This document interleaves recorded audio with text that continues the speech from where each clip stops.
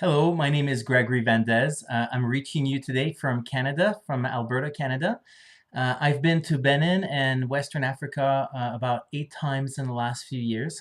Actually, I go there 3 times a year. I have a school in Cotonou, Benin, where we teach entrepreneurship and leadership as a 3-year program. And so I've had a lot of experience, well, a lot of experience.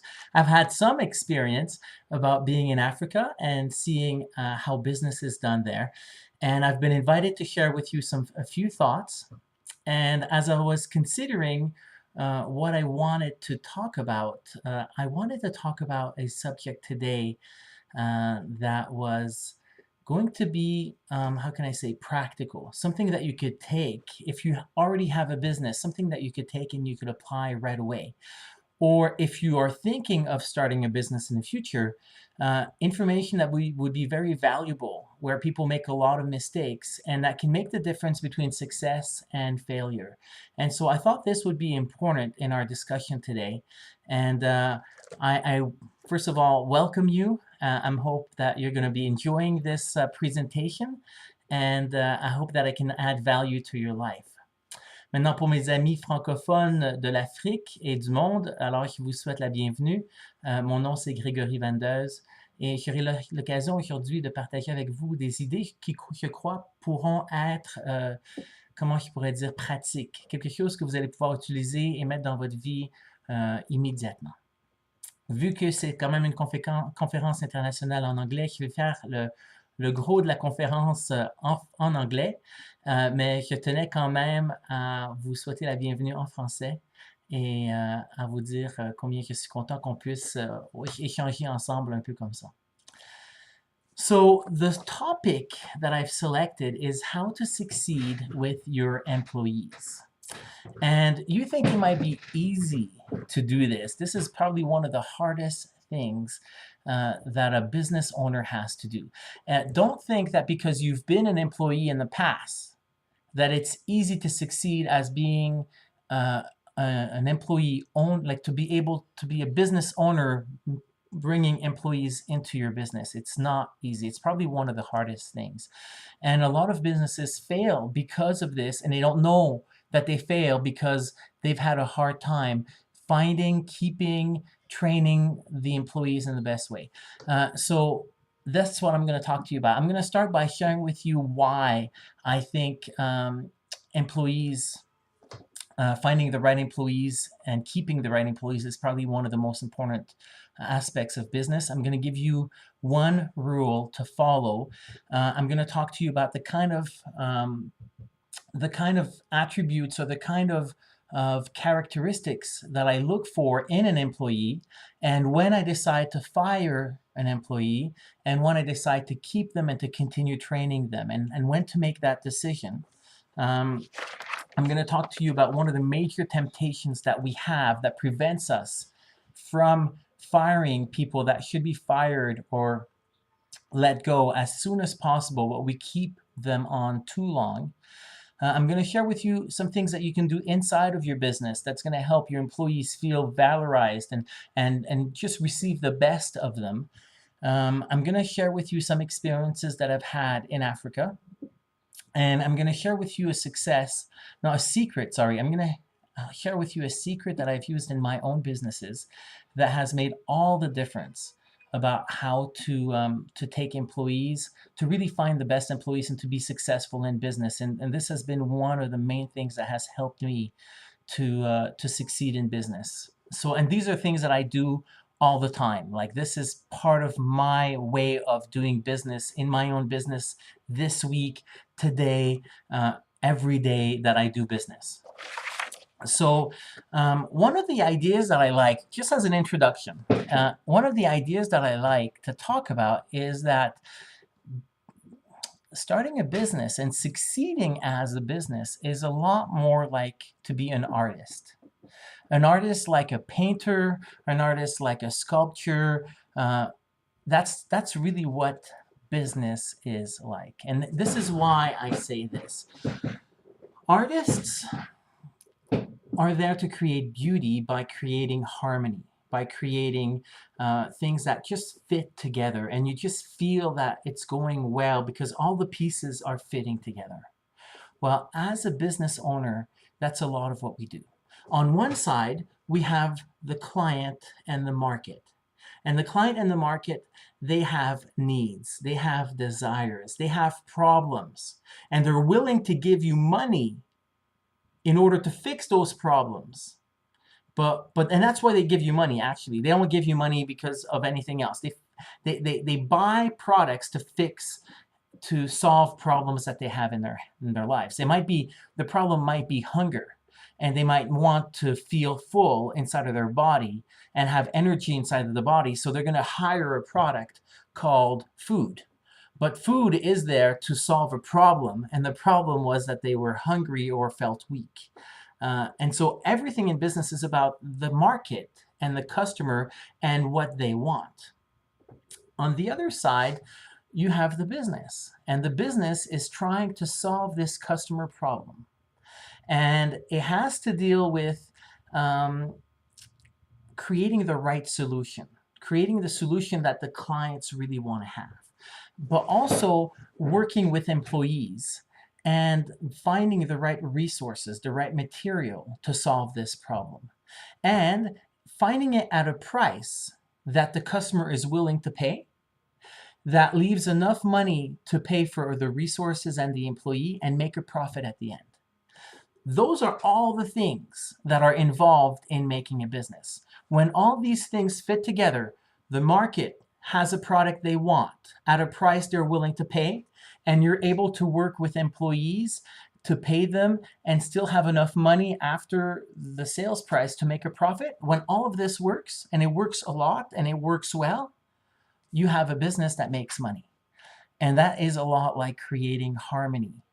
And it sounds easy. And in our mind, sometimes we think, oh yeah, I'll be a businessman, we'll succeed, I have a great plan, I have a great idea.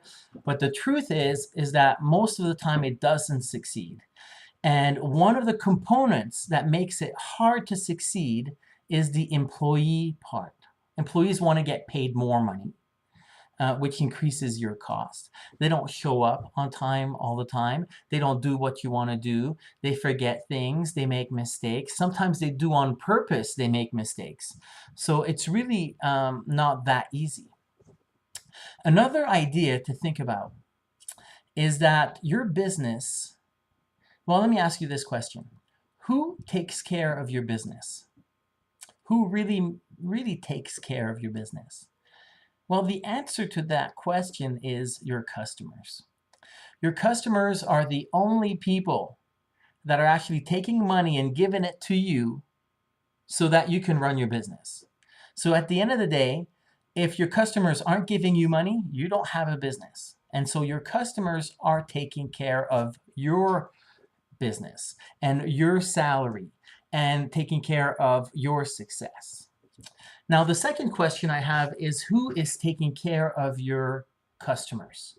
If the customers take care of your business, then my question for you is, who is taking care of your customers? Now, if you're a really small business and you as the owner is doing everything, well, you are. But in most businesses, your business will become too big and you have too many customers and you can't be there all the time. And so you have employees, and your employees are taking care of your customers, and your customers are taking care of your business. So if you really want to succeed, you need to solve the employee problem. You need to find the right employees that are going to be able to take care of your customers, fulfill their needs, and really help them to have value for the money that they're giving you, in order to be able to be successful in business. If you don't have that, you'll either always have a very small business because you'll be the only one taking care of the customers, or you'll grow in your business and then your business will fail. That's it. You have to solve the employee issue. So here is the rule that I'd like to tell you. The rule that I follow is hire slowly and fire fast. This means take your time, when you want to hire someone. Um, if you have a doubt, if you're not sure, don't hire them. Keep looking for the right person. And when you hire them, make sure that if you find out after 1 hour, after 1 day, after 3 days, after 1 week, after no matter what, as soon as you find out that there's something about that employee that is wrong, something that will not work, fire them as fast as you discover that. And do not wait. Do not wait to fire and let go people that are not going to work well within your business. That is the rule. Take your time to hire, and when you hire, fire them fast if they're not the right people. Of course, if they're the right people, you don't want to fire them. I mean, the purpose of hiring people is that you need help. It's not to fire them and just, have fun that way. The real purpose is to run your business. But the truth is, from my experience, is that it often takes about 10 people that I hire for every one person that I keep. Now, I hire all over the world, and some countries it's a bit better. Like I hire a lot of people in the Philippines. Even though my business, I'm Canadian, I live in Canada, a lot of my employees are in the Philippines. Some of them are in Mexico and Ukraine and a bit everywhere, right? But I hire a lot of people in the Philippines, and because they're good employees. And so when I hire people in the Philippines, most of the time I probably have to hire 3 or 4 people to find a good person. But in other places, it can be as high as 10 people that you hire.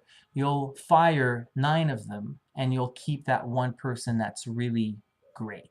Okay, so that's the rule of thumb that I've learned, that I live. This is what I have in my life. Now, the question that we have to ask ourselves is, what are the qualities that we're looking for in a employee? And it doesn't matter what business you're in. This works for any business, because it's not about the technical aspect of the job. It's not about being a farmer. It's not about being a mechanic. It's not about being a computer programmer. I hire a lot of computer programmers. It's not about the skills. Of course, they need to have the skills. If I'm going to hire a computer programmer and he doesn't know how to program, well, too bad, I'm going to fire him. But most of the time, that's not the problem. The problem is in the attitude and in his way of working, in the way that he behaves. That is really the key. And so I'm going to give you the ideas that I look for when I'm looking for an employee, and the reasons why people get fired fast.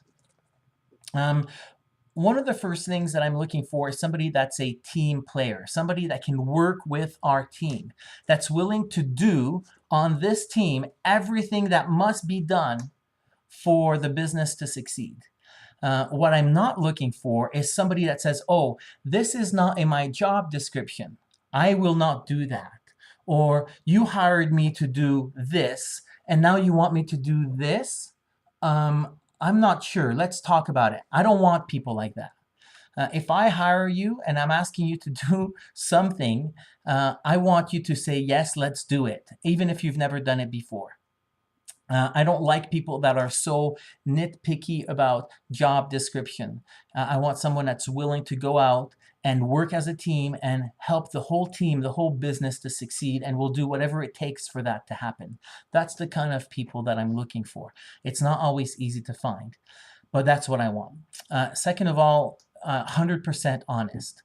I'm looking for people that say the truth, are not lying to me, they're not cheating, and they don't steal.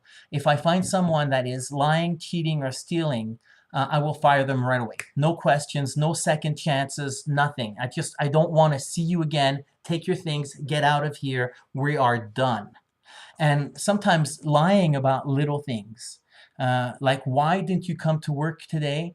And you give me a lie, and I find out that it's a lie, we're done.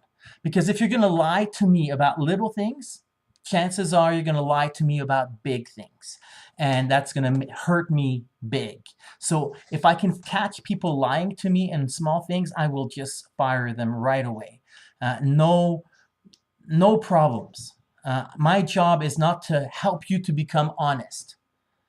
I'm here to run a business. You're working with me. We're part of a team. Great. But if you're not an honest person, my job as an employer is not to make you honest. If you keep going that way, I can say, if an employee keeps going that way and they're dishonest, well, maybe one day they'll go in jail, and that's where they'll learn not to become honest. Maybe one day they'll go to church and they'll learn in church that being honest is something important. I don't have a problem with that. But in my business is not there to change people like that. My business is to run a business, take care of my clients, and provide value. And so I'm very, very, very careful about people that are honest. One of the ways that you can see if somebody's honest is if they show up to work on time. And if they come on to work on time regularly and they're dependable. You know that you can count on this person because they do what it takes to be there on time. And one of the things that you'll see as you hire people, and this happens to everyone, is stories. And by stories, I mean reasons why they were late. Oh, I was late. The person beside me was hit by a car. I had to find another ZAM and come over. Like stories, never-ending stories. I've had employees that I don't know how many grandmothers they've had, but they've died a lot. And like, my grandmother died, I have to go somewhere. And like, how many grandmothers can you have? I don't know. Sometimes things like that do happen. But if people have stories after stories and after stories of reasons why they can't come to work, again, I'm not buying stories. I'm here to hire an employee, and we can work as a team and we can succeed. And stories is not what I want. So I want somebody that comes to work, shows up, and doesn't have any stories. If I want a good story, I'll buy a book and read the book. I don't want it in my business. I like an employee that communicates, that lets me know what they think. If there's a problem inside the business, they let me know. If there's a problem in their lives, they let me know. What I don't like is people disappearing.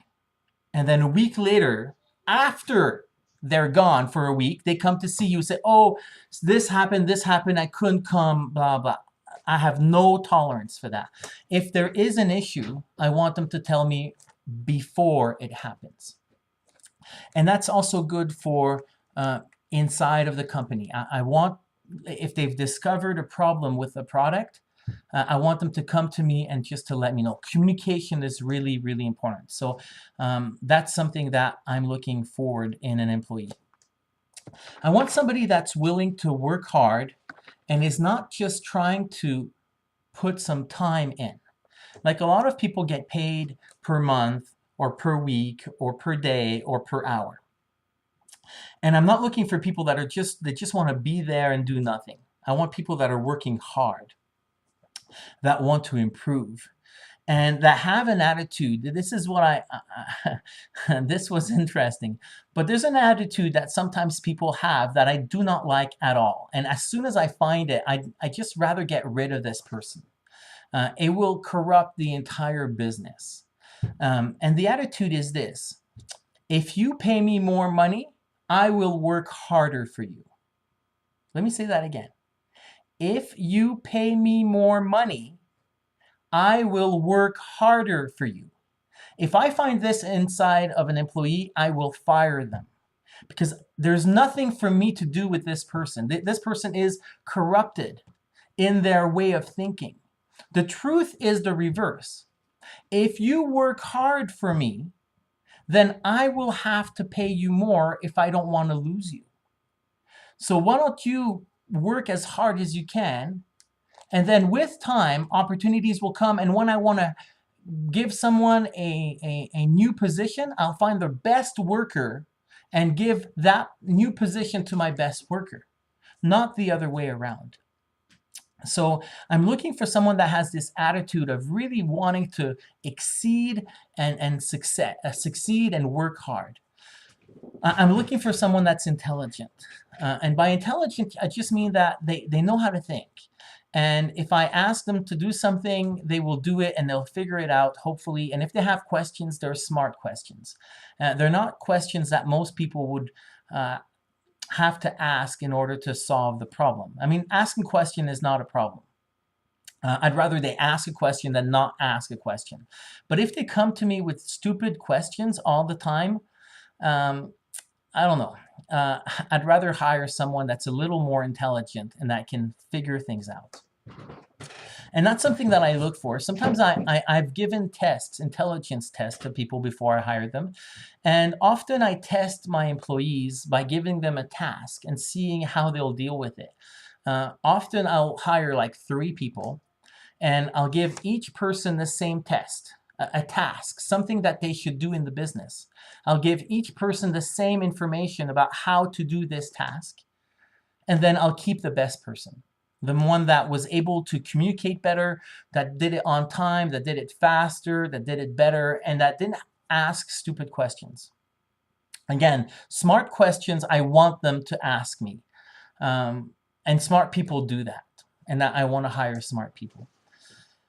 I want someone that has an attitude that accepts to be taught and corrected. I mean, it's normal. Everybody makes mistakes and everybody could improve. I can improve and you can improve and everyone can improve.